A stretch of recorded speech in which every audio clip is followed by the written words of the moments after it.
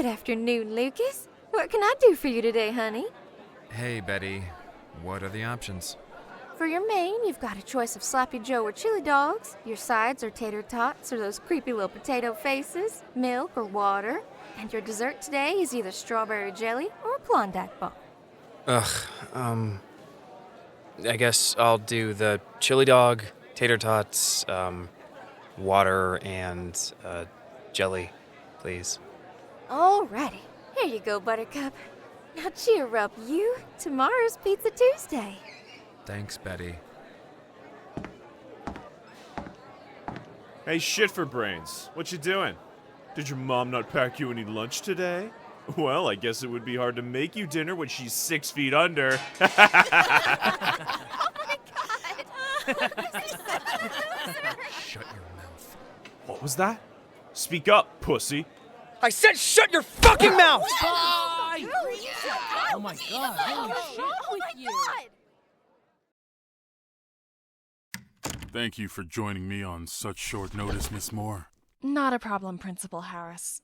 Can I ask, why I've been called in? Well, Lucas, would you care to explain yourself? Explain what? I didn't do anything wrong. I just stood up for myself. Assault and self-defense are two very different things, Lucas. Miss Moore, I called you in today to discuss Lucas's repeated violent outbursts. Again? Lucas, That asshole was talking about Mom.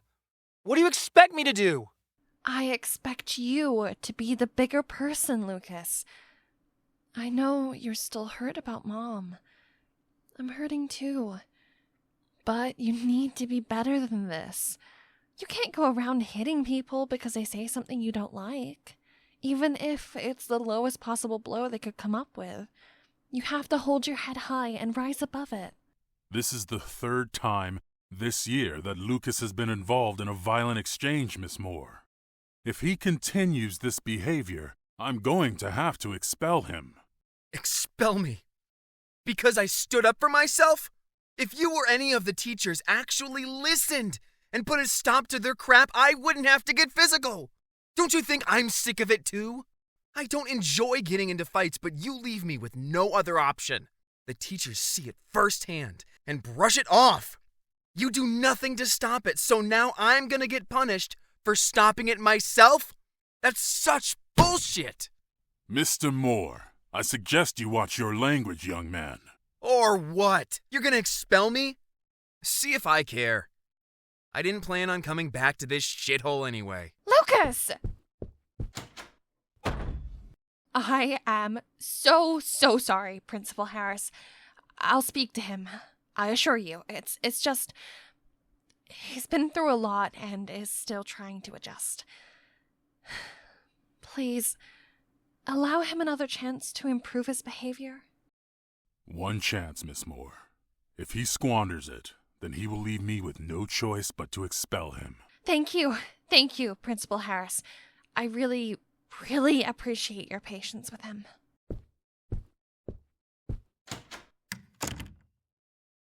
Things have been rough. Rougher than usual. My younger brother, Lucas, and I have been in and out of foster care since we were young. Our dad left when our mom got pregnant with Lucas. Said that he never wanted to start a family in the first place. And that left Mom alone to raise us without any help. Until she left us too. She was murdered by some psychotic mass murderer. I never told Lucas how Mom actually died. Just that she died. That she was sick. I didn't want to go into detail, and to be honest, I wasn't ready to face the truth myself. Foster care was hard on him, and I didn't want to make things even worse. Part of me felt guilty that he didn't know the truth, but the other part of me believed that if he did know, he would be in an even deeper hole than he already is. I finally got him out of foster care a couple of months ago. Now that I have my own place and stable income, I wanted him to live with family. But things haven't exactly improved. He's become short-tempered, sometimes violent. I didn't think it was something that he enjoyed, just something he felt he had to do to get by. He used to be a good kid, full of hope and a sweet, fantastical sort of childish wonder. He loved school and learning. I just don't know what I could have done better. Where did I go wrong? I always feel like there's something I could have done after Mom died to protect him, to help him grow, to get him out of the system quicker. I mean, I'm his big sister, for God's sakes. It's my job to care for him and look out for him. But with how he's been acting these past few years, and now recently, with it getting to the brink of expulsion from education, I just can't help but feel like it's my fault. Like I could have done more, done better. I tried to give him some space when we got home after the meeting. Let him cool off. He didn't really seem in the mood to talk, but he never did. He was always locked up in his room, hanging out in online chat rooms. It seemed like he preferred to speak with strangers. Or maybe he felt more comfortable talking with them than with me. After a week of begging him to go back to school and try just one more time, I gave up. He wasn't budging. With him out of education, I was worried that he wouldn't be able to finish his exams and thus no job, and that could lead him down a bad path in life. Further down. So, I decided to take a different approach. Hey bud, wakey wakey. It's 1 p.m. already. Lunch is on the stove. 5 more minutes. But I'm making your favorite. Buttermilk chicken with fries and jalapeno poppers. With extra cheese on the fries. Sure thing. Get yourself up and get dressed. We have a busy day today, mister. What do you mean? Well, come get your food and I'll tell you what's on the schedule.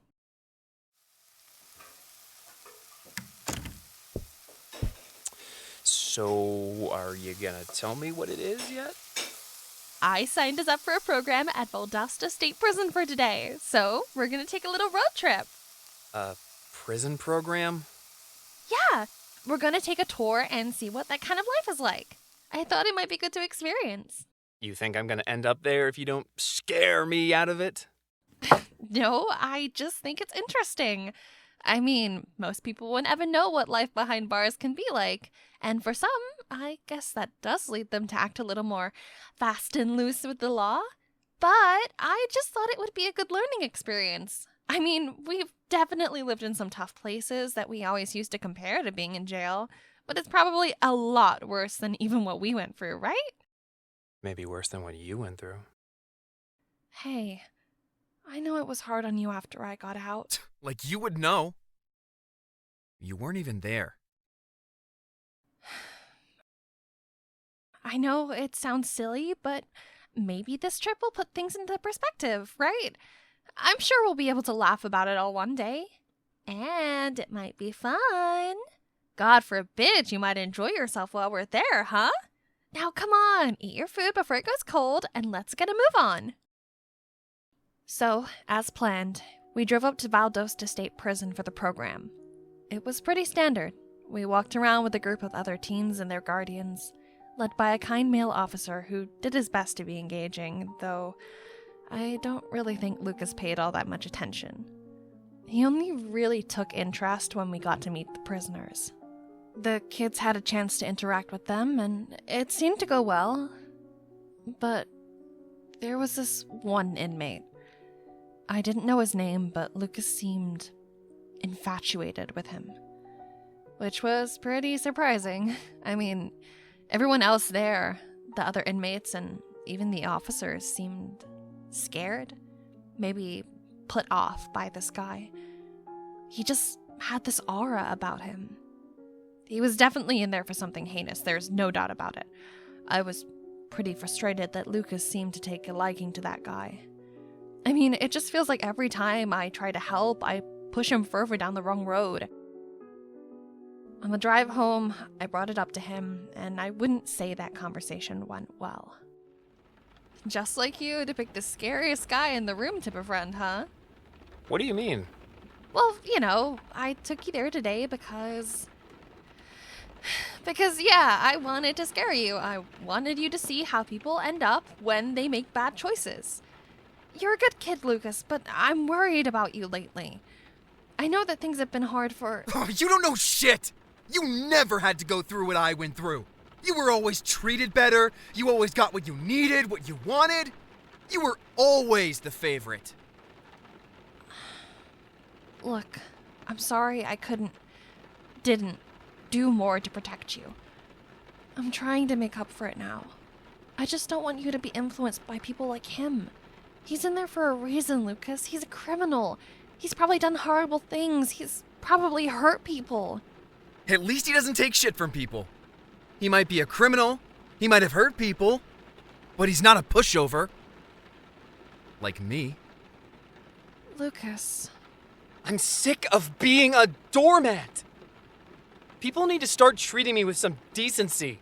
And if I have to make them respect me, fear me, whatever, then I will.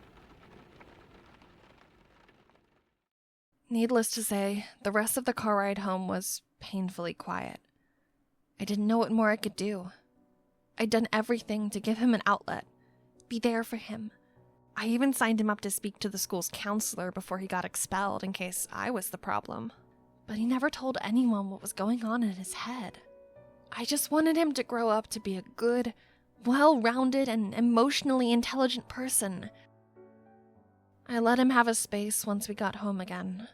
He didn't try to talk to me, and honestly, I didn't know what to say to him. We went about a week without conversation. I would just speak to him when food was ready and reminded him to shower, until a letter came through from the prison. He said it was one of the officers checking up on him. Apparently, they wanted to know if the program had any positive effects on him and offered him some further advice. I asked if they needed any feedback from me, and he said they didn't. I thought it was weird to only take the word of the teens, not their guardians. Teens lie all the time. Surely they couldn't expect honest answers. But I didn't think too much of it. He spent a few weeks back and forth with letters every few days to the officer. It seemed like he was finally letting somebody inside of his head. I was so happy he had a good role model, and things are great. One day, he went to take his shower, and I decided to sneak into his room and steal back all the plates and mugs and cutlery he was hoarding, when I found a letter on his desk addressed to the prison. I grabbed it and took it with me, popped the plates and stuff in the sink, and slipped my shoes on to go put it in the mailbox. He hadn't sealed it, though, and honestly, after so long of being in the dark, I just couldn't help myself. I wanted so desperately to know how he thought and what he was feeling. I gently pulled the letter out of the envelope and began to read. He was opening up about the foster homes, about his memories of Mom, about the bullying and ridicule he'd been dealing with. He asked if they ever had any issues with people. He said they seemed strong and mentioned how people seemed to respect them. And that's when it clicked. He lied. He wasn't talking to an officer. He was talking to that fucking inmate. I was furious. I didn't understand why he wouldn't just listen to me. I stormed back inside and banged loudly on the bathroom door. Lucas, we need to talk right fucking now! All right, jeez. Hang on. Jesus Christ, what's your, problem? Why did you lie to me? Why are you talking to this guy? I told you he was a bad influence, Lucas. He's a fucking criminal. What didn't you understand about that? Why were you going through my stuff? We were just talking. I don't see the issue with that. He's been through the same shit I have. I finally had someone who understood me. I've been trying for years to understand you. You never talk to me. You never tell me what's going on with you. I've done everything I could to be there for you. You've never done anything! All you do is make shit worse! You're not Mom! You will never be like her. So stop trying to be!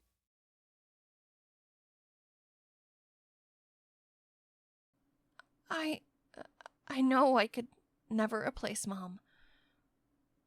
I wasn't trying to. I'm sorry for pushing you so hard. I just want to be there for you. I want you to feel safe talking to me. I guess I've been doing a pretty lame job of that, huh? Please, Lucas. I'm trying my best. I really, truly am. If you need to talk, I'm here. I haven't been through what you went through. I won't ever fully, truly understand how that affected you. Unless you tell me. Please, talk to me. Instead of some random jacked up prisoner. I'll do what I can for you if you give me a chance. I promise. Just promise me you'll stop talking to him. Okay. Thank you. Thank you. I love you, buddy. Whenever you want, just tell me what you need and it's done. I'm here for you. It had been about 2 months since I confronted Lucas about the letters, and things had seemed to finally improve. Genuinely this time. His mood seemed to improve, he was less combative. He was even going out more and had made some friends down at the local skate park. I stopped pushing him so hard and let him come to me at his own pace. And eventually he did. We had a few talks when he felt he needed it. I was so relieved to be able to be there for him, but I still couldn't bring myself to tell him the truth about Mom. Hey, Anna. Can I talk to you about Mom? Sure, bud. What's on your mind? Do you remember what she sounds like? I just feel like her voice is, getting fuzzy, you know? I don't really remember either. But I have something that might help.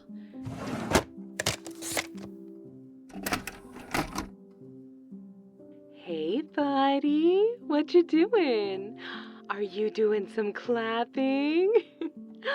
If you're happy and you know it, clap your hands. If you're happy and you know it, clap your hands.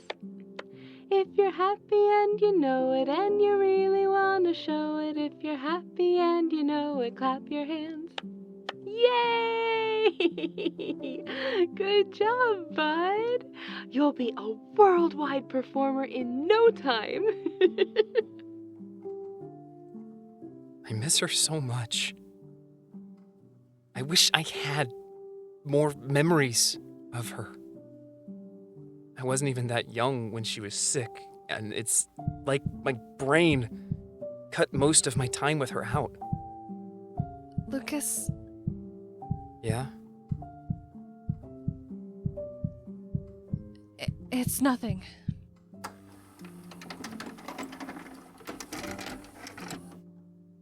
Here, keep it somewhere safe, okay? Thanks, Anna. Overall, things were finally looking up. This was a whole fresh start for us. Until one day, when I was cooking supper and waiting for Lucas to get home, a news report came on.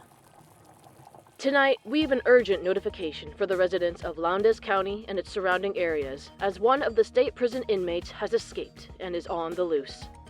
Police say the man's name is Ryan Shipman.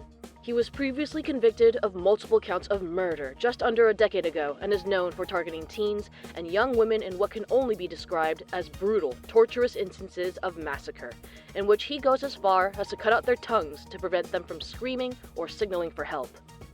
Since his escape on Saturday, there have been 2 murders in the city of Valdosta, 1 murder in Maryville, and a further 2 murders in Colquitt that have all been suspected to be committed by Shipman. Local police urge people to stay indoors at night, Lock your doors and windows, and be cautious. I recognized that name instantly.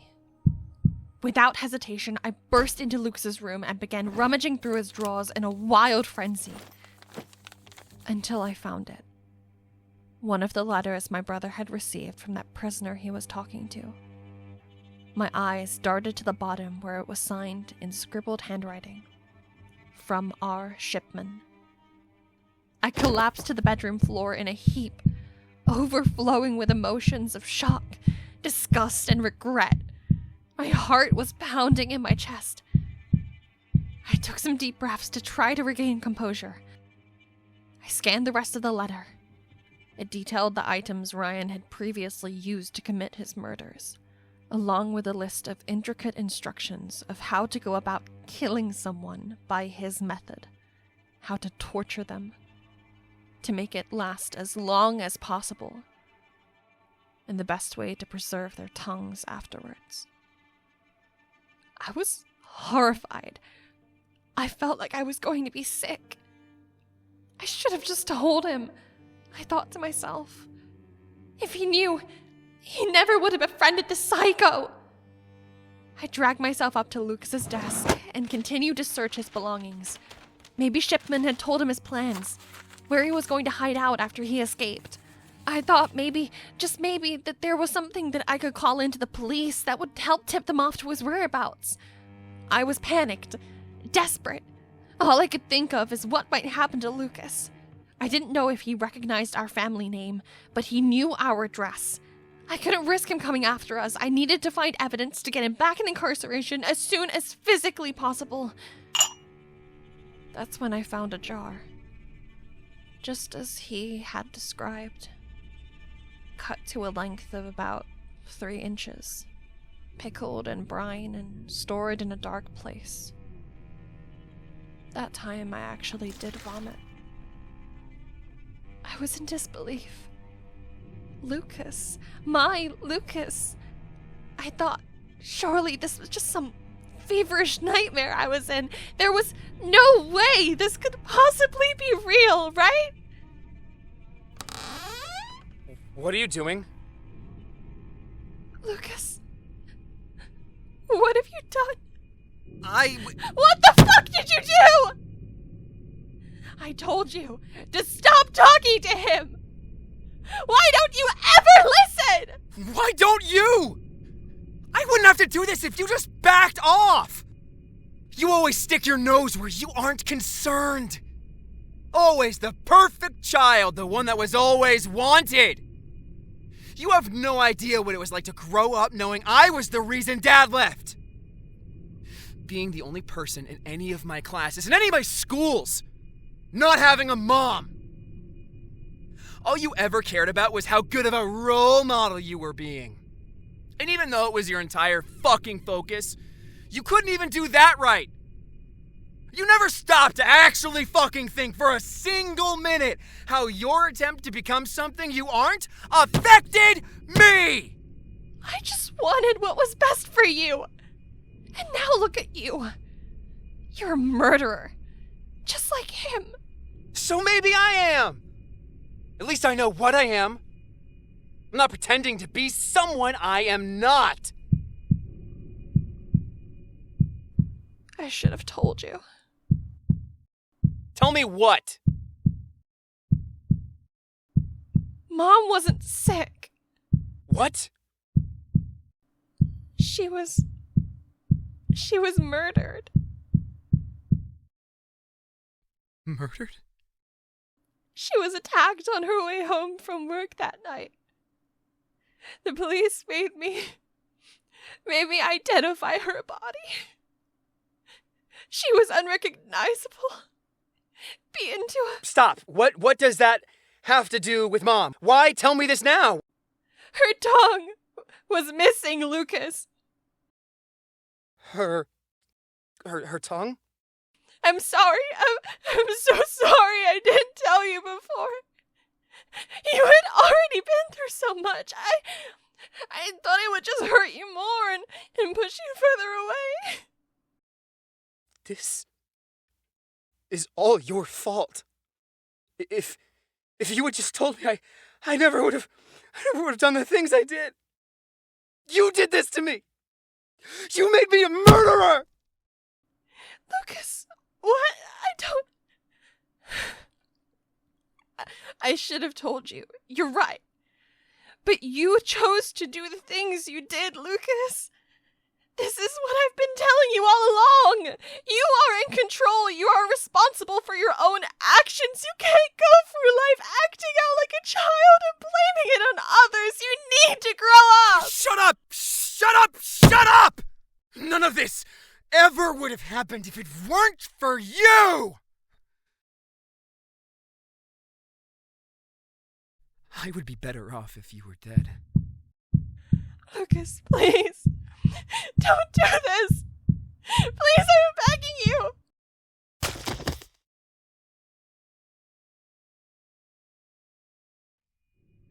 I don't remember anything after that. Everything went black. And the next thing I knew, I was hooked up to all these machines at the hospital. Thank you for all the information, Miss Moore. We'll be sure to update you soon. You haven't found him yet? No, not yet. Don't worry. We have officers on patrol all over town and have notified the other local communities. He won't get far.